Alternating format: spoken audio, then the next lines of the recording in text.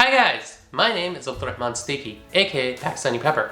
I'm a high school teacher and Google certified educator.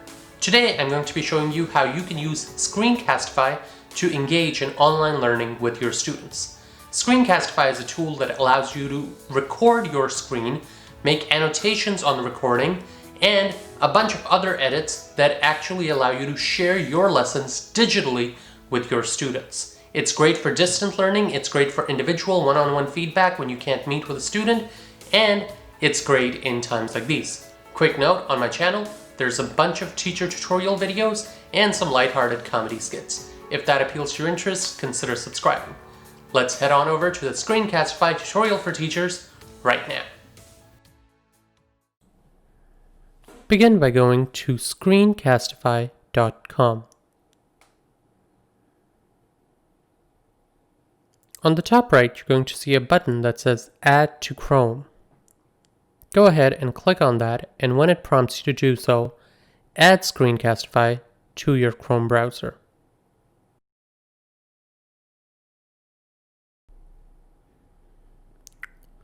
At that point, it will notify you that Screencastify has been added to your browser. Now, begin by opening one of your lessons, or whatever you wish to share with your student in video form.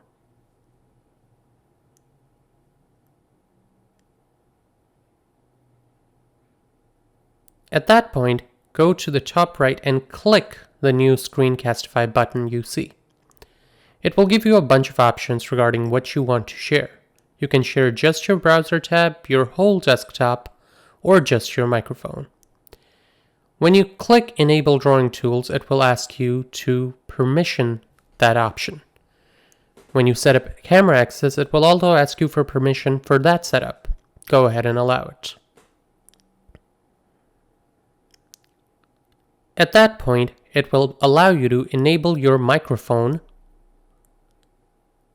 which you can select, and your webcam, which you can also select.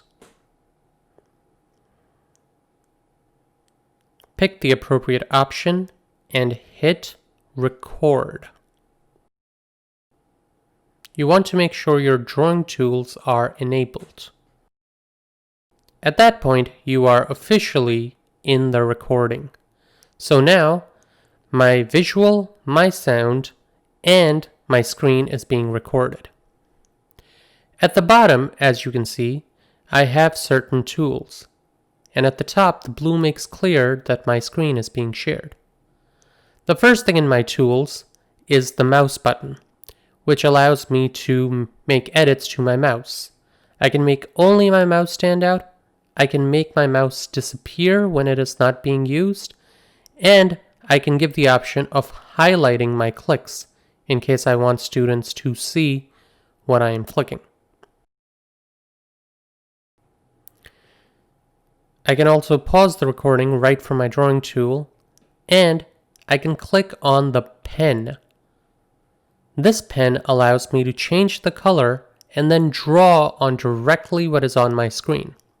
This is crucial for math teachers, but also for people that are marking up papers that they want to send to their students. It is a little difficult to draw with the mouse, however, so if you have access to a stylus, that would help here.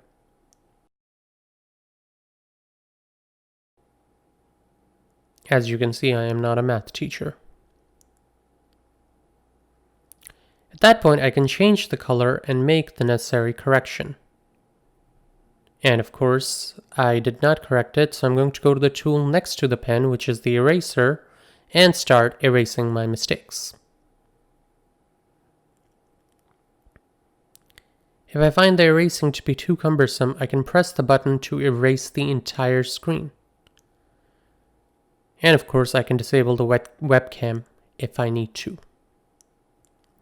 Now at that point, I've essentially recorded what I want to share with my students, so I can go to the top right and stop the recording. Now it shows me that my video page is ready to be shared. At the bottom, if you notice, there's a timer that shows you slidingly what you have actually recorded. And it is exactly what I just showed you. Now, It tells me that autosave to Google must be enabled in order to access the full feature, so I'm going to go ahead and save that. What that's going to do is, if I signed up with a Gmail account, it is going to create a folder in my Google Drive where all these videos edited are saved. Most of the other options you can just leave at default. Now I'm going to click on the top left and return to my recordings where I see that video. Notice how now the scissor is no longer grayed out because now my trimmed video can be saved in my Google Drive. On the right, there are sharing options for where I can share this video, including share to Classroom, publish to YouTube, get embed code, send an email, download. Limitless options, truly.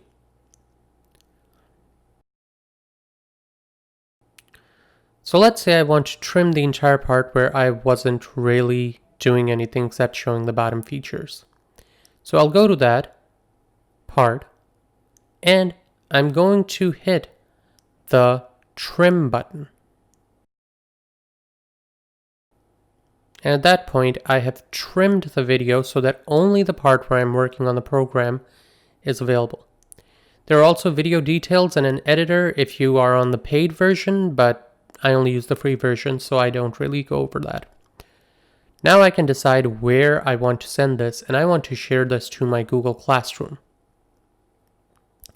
When I hit that, it is going to open up my Classroom, which as you can see here, I've logged into, and I'm going to pick the class that I want to share this with. I'm also going to say what I want to do, and I want to make this part of an assignment. But I can just make it material if I need. Then I'll click go, and finally, I will assign a title and instructions related to the video. At that point, I can click assign after making the necessary edits. The assignment has been posted to my Classroom, and when I view it, you can see that the video tutorial has the accompanying video that my students can click on. I can also publish to YouTube, get the embed code for my website, or send it in an email. Sometimes the easiest way is simply to just copy the link and Classroom or whatever system you're using to communicate with your students to simply share that link. Don't forget that this video is saved in your drive, and sharing with the link is one of the easiest ways to share the contents of your Google Drive. So I can once again go to Google Classroom or wherever I wish and paste the link of that video.